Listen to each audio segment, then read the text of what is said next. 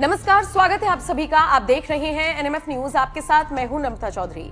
Milkipur seat Samajwadi party के हाथ से क्या निकली, समाजवादी पार्टी के नेता बेलगाम होते हुए नजर आ रहे हैं।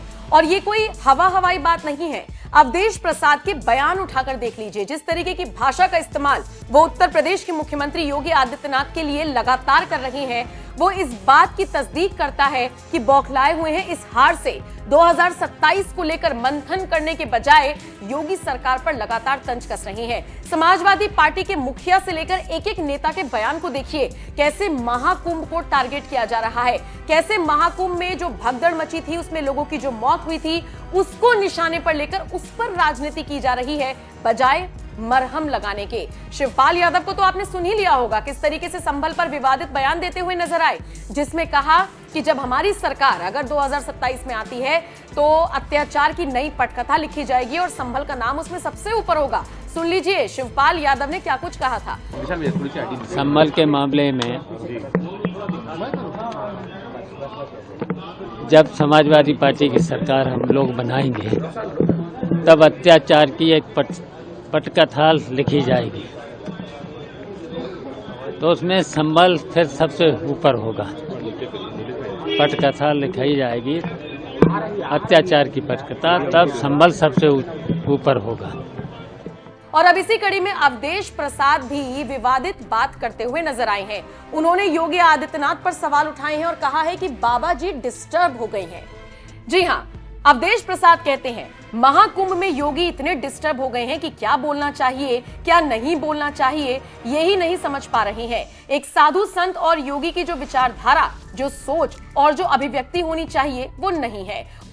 मुख्यमंत्री जी महाकुंभ में इतने डिस्टर्ब हो गए हैं कि क्या बोलना चाहिए, क्या नहीं बोलना चाहिए।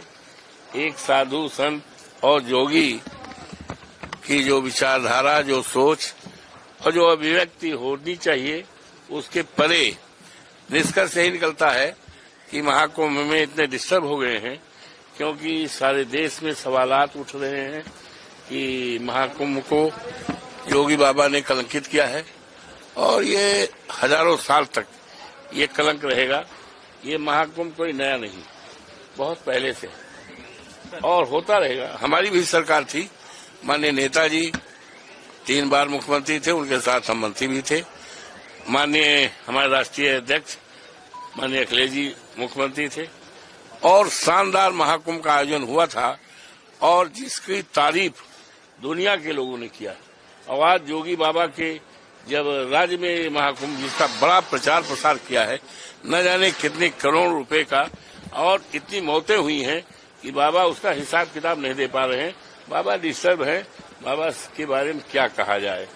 बाबा की भाषा एक योगी संत और मुख्यमंत्री की जो भाषा होनी चाहिए वो भाषा नहीं है। ऐसा लगता है डिस्टर्ब है। योगी आदित्यनाथ को डिस्टर्ब बताने वाले अवधेश प्रसाद अभी कुछ दिन पहले तक दहाड़े मार मार कर रो रहे थे, जिसके बाद योगी आदित्यनाथ ने तंज कसते हुए उन्हें नौटंकी करार दिया था और कहा था कि जिस संदर्भ में ये रो रहे हैं कल को इन्हीं का आदमी निकलेगा। और देखिए अयोध्या में जिस दलित बच्ची के साथ गलत काम हुआ और रोते हुए नजर आए थे अवधेश प्रसाद, उस पूरे केस के तार और आरोपियों के तार समाजवादी पार्टी से ही कथित तौर पर जुड़े हुए मिले थे। बहरहाल आपको बताते चले, सिर्फ अवधेश प्रसाद ही योगी को डिस्टर्ब नहीं बता रहे, दूसरी तरफ शिवपाल यादव तो योगी का इस्तीफा तक मांग रहे हैं। बहरहाल पूरी समाजवादी पार्टी हाथ धोकर पीछे पड़ गई है योगी आदित्यनाथ के। आप इस पूरी खबर को लेकर क्या राय रखते हैं, जरूर बताएं। असंवेदनशील सरकार है और आज तक मैंने इतनी असंवेदनशील सरकार नहीं देखी है। ये ढोंगी सरकार है, केवल सरकारी धन का दुरुपयोग कर रही है। कल सीएम ने मीटिंग भी करी और उसमें कहा कि शरणार्थियों का जो जन सैलाब है वो विपक्ष का पूरा विरोध कर रहा है। देखिए, मैंने कहा कि असंवेदनशील सरकार है। जो सरकार व्यवस्था के नाम पर, व्यवस्था और आस्था के नाम पर समन्वय न बना पाई हो, तो ऐसी सरकार को तो इस्तीफा देना चाहिए।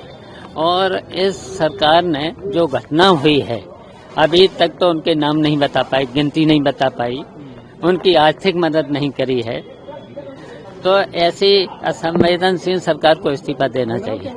और इसने केवल सरकारी धन का अपनी PR बढ़ाने के लिए सरकारी धन का दुरुपयोग किया है। ऐसी सरकार को इस्तीफा दे देना चाहिए।